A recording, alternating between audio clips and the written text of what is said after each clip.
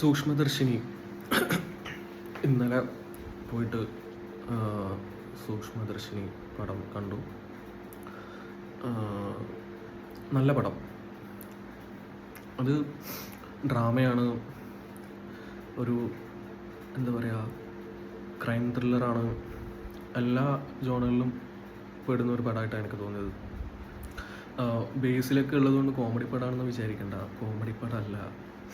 വളരെ സീരിയസ് ആയിട്ട് തന്നെ എന്ന ചെറിയ ചെറിയ കോമഡികളൊക്കെ ആയിട്ട് പോകുന്ന ഒരു പടമാണ്. നമ്മൾ എക്സ്പെക്റ്റ് ചെയ്യുന്നതൊന്നായിരിക്കില്ല ചിലപ്പോൾ നടക്കുക, പക്ഷേ മൂവിയുടെ ഏതൊക്കെയോ സ്റ്റേജിൽ നമുക്ക് മനസ്സിലാവും ഇത് തന്നെ ആയിരിക്കും ക്ലൈമാക്സ് എന്നുള്ളത്.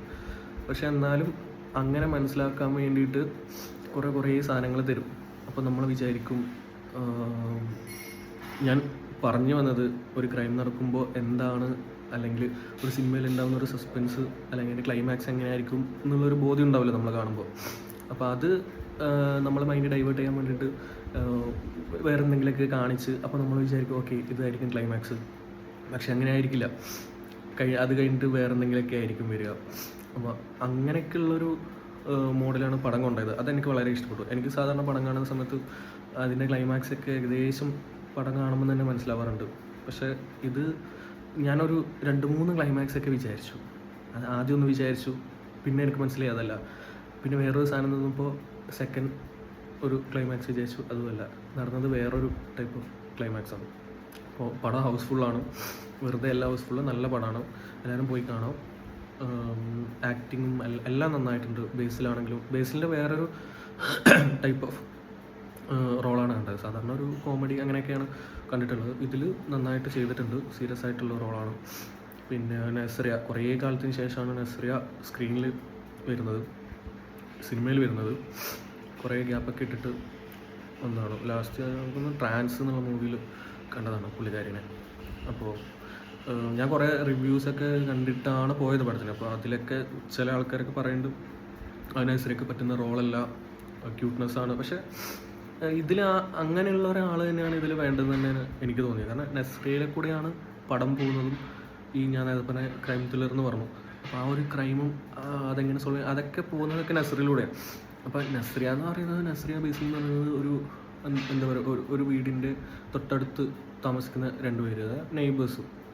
അപ്പോൾ ചുമ്മാ ഒരു നെയ്ബർ വന്നിട്ട് ഒരു ക്രൈം നടക്കുന്ന സമയത്ത് അതിനെ പറ്റിയിട്ട് അന്വേഷിക്കാൻ അതിനൊന്നും ആവശ്യമില്ല. പക്ഷെ നസ്രിയ ആവുന്ന സമയത്ത് നസ്രിയാണ് ഇത് അന്വേഷിക്കുന്നതും കണ്ടുപിടിക്കുന്നതും അങ്ങനെയൊക്കെ. അപ്പോൾ അങ്ങനെ ഉണ്ടാകുന്ന സമയത്ത് നമുക്ക് തോന്നും ചുമ്മാ ഒരാളങ്ങനെ പോയിട്ട് കണ്ടുപിടിക്കില്ല. പക്ഷെ നസ്രിയ ആയതുകൊണ്ട് അത് വളരെ കൺവിൻസിങ് ആണ്.